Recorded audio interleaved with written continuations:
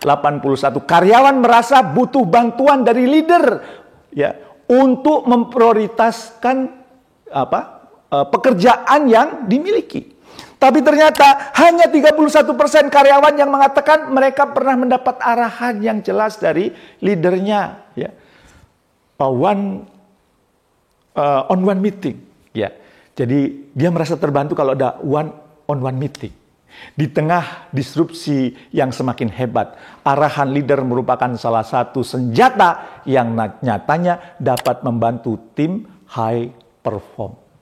Menurut saya, ketiadaan trust dan unclear guidance ini yang menjadi akar dari fenomena productivity peronia.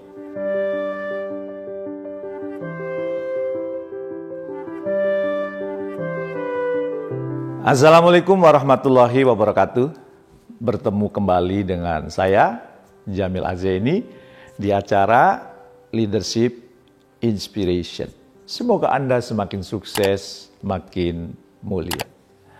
Oke, tidak terasa sudah setahun lebih kita menjalani kerja secara hybrid. Memang tidak dapat dipungkiri ya, sekarang kita sudah masuk ke eranya hybrid, yang sering juga disebut-sebut sebagai future of work. Di Indonesia sendiri, 66% pekerja mengatakan saat ini mereka lebih mempertimbangkan untuk beralih bekerja secara hybrid atau remote. Tidak perlu membuang waktu di jalan untuk bekerja. Ya, kita juga tidak terjebak kemacetan, ya, dan kemudian kita bisa banyak meluangkan waktu untuk orang-orang tercinta di sekitar kita. Banyak penelitian yang mendukung cara kerja hybrid ini.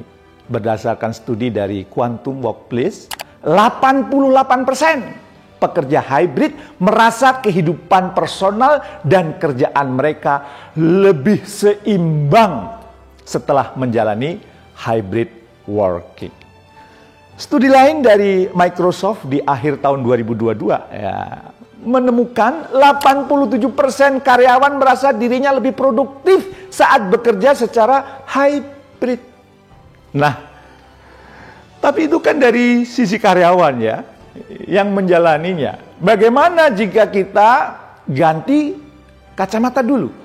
Kita lihat dari sisi perusahaan, ownernya, para leadernya. Apakah mereka juga mendukung hybrid working ini? Kira-kira menurut Anda gimana? Apa yang Anda rasakan? Apa yang Anda perhatikan? Apakah mereka mendukung? Jika kita mengacu pada studi terbaru Microsoft dalam World Trend Index ya, tahun 2022, nyatanya hanya 12% leader yang menganggap timnya produktif saat bekerja secara hybrid. Jadi karyawan percaya diri nih ya, mereka sudah bekerja keras untuk bisa produktif, tapi ternyata leadernya tidak menganggap demikian adanya. Celep ya, merasa berkontribusi, merasa produktif, tapi tidak dianggap besar oleh pemimpin. Satya Nadella, CEO dari Microsoft, menyebut fenomena ini sebagai productivity peronia. Jadi, productivity peronia sendiri jika diartikan ketakutan leader kehilangan produktivitas dari timnya karena ia menganggap timnya tidak kerja. Meskipun sebenarnya jika dilihat dari metrik jam kerja, meeting, atau aktivitas lain yang dilakukan oleh timnya itu meningkat.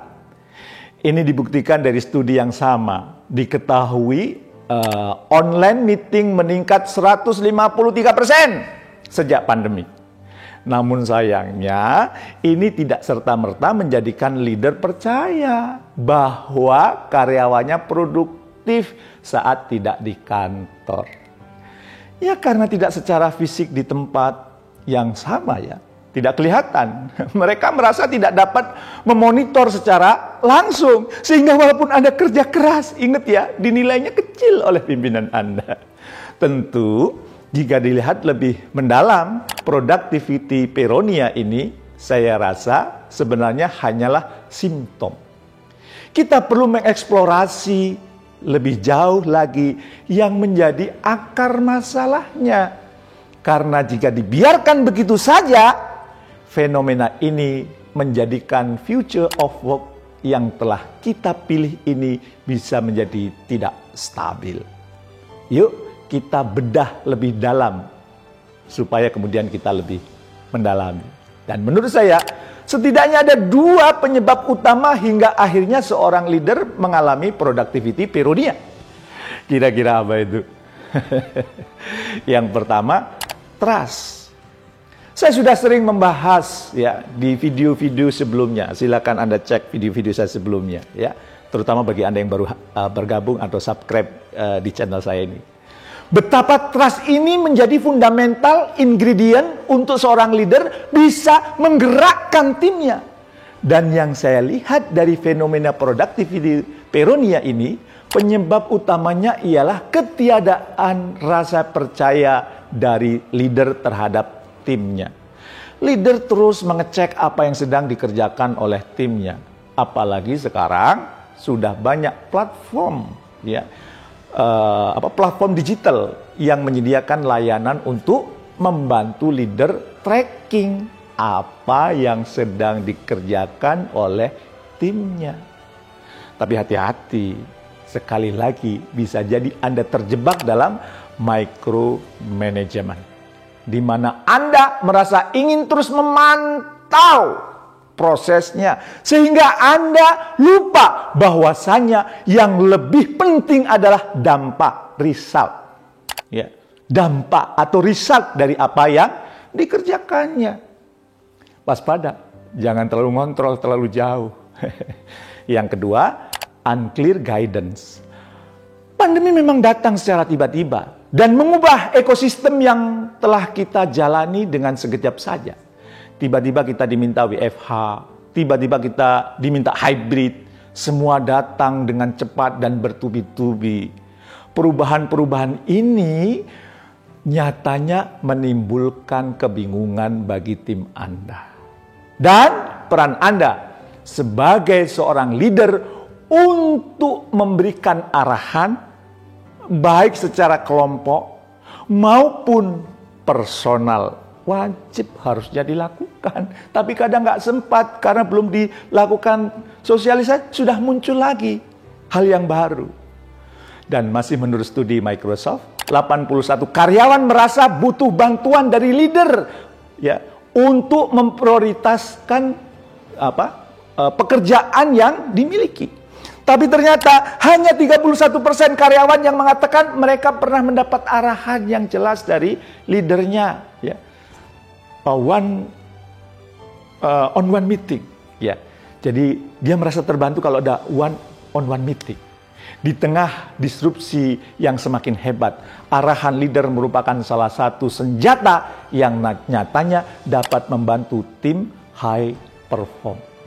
Menurut saya, ketiadaan trust dan unclear guidance ini yang menjadi akar dari fenomena productivity peronia. Namun sebagaimana yang kita ketahui, tidak semudah itu juga untuk membangun trust. Nah sekarang, apa yang perlu dilakukan seorang leader? Agar hybrid yang dijalani memberi kebermanfaatan kedua belah pihak. Semuanya enjoy, semuanya asik, semuanya happy. Tidak hanya karyawan yang diuntungkan, tapi leadernya juga dapat memastikan impact yang dihasilkan oleh timnya sesuai dengan ekspektasinya. Tidak curiga, terus tidak gelisah, terus kira-kira anak buah saya itu ngapain ya? Nah, maka perlu ada hal-hal yang perlu Anda perhatikan. Pertama, tentu hal yang paling mendasar yakni belajar untuk percaya dengan anggota tim Anda. Untuk dapat memulai ini, Anda perlu mengubah mindset terlebih dahulu. Anda tidak lagi bisa meneruskan cara kerja yang lama untuk mentoring tim Anda. Dimonitoring terus tim Anda. Mereka memang tidak secara fisik berada di dekat Anda, tapi bukan berarti mereka dapat menyelesaikan kerjaan lebih cepat, lebih hebat. Saat ini, fokus Anda bukan lagi pada aktivitas yang sedang mereka kerjakan, melainkan ketepatan dan kualitas output yang mereka hasilkan. Nah, Untuk dapat menjawab ini, makanya Anda perlu mengkomunikasikan ekspektasi Anda seperti timeline atau deliverable dengan cukup jelas, clear kepada anggota tim Anda. Sesekali checking bolehlah ya, tapi bukan menanyakan apa yang sedang dilakukan, ditanya berulang-ulang seolah-olah tim Anda itu bodoh gitu. Kalau seperti ini, ya Anda pakai saja software, spyware untuk memata-matai mereka, tapi tidak akan menyelesaikan masalah trust antara Anda dengan tim Anda. Yang perlu Anda tanyakan saat checking seperti hambatan dan progres dari apa yang sedang dikerjakan mereka. Jadi jika Anda mau menggunakan digital tools, pilihlah yang berfokus pada output yang dihasilkan. Tanyakan apa yang bisa didukung, apa yang bisa dibantu, bukan hanya detail pekerjaan satu-satu, stres mereka. Yang kedua, ini lebih operasional dari yang pertama tadi. Apa itu? Terapkan aturan dan prosedur yang jelas untuk menjalani hybrid. Mungkin pihak HRD Anda telah menyediakan. Namun menurut saya, perlu ada hal-hal yang disesuaikan dengan nature of work dan cara kerja tim Anda. Kejelasan prosedur ini membuat kedua belah pihak sama-sama mengetahui dan memahami rules of the game-nya. Sehingga Anda dapat fokus pada hal-hal yang mungkin lebih jadi prioritas, lebih strategis.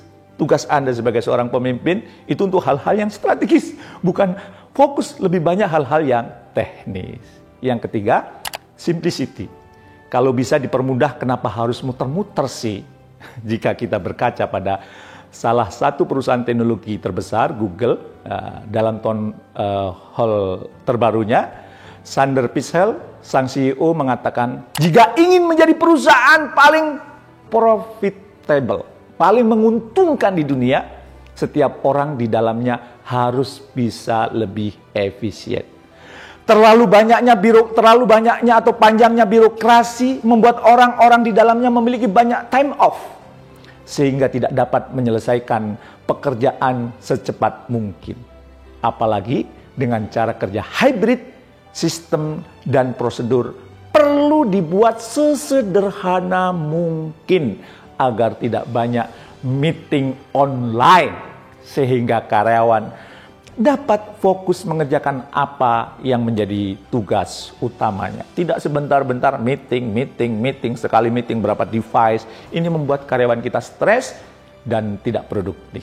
Nah, jika kita tarik benang merahnya dari ketiga poin tadi, untuk bisa keluar dari jebakan productivity peronia, maka kita perlu menemukan titik keseimbangan antara otonomi yang kita berikan ke tim dengan manajemen yang ada. Jadi, yuk ubah pertanyaan di kepala Anda mulai dari sekarang. Bukan lagi, bisakah saya melihat tim saya?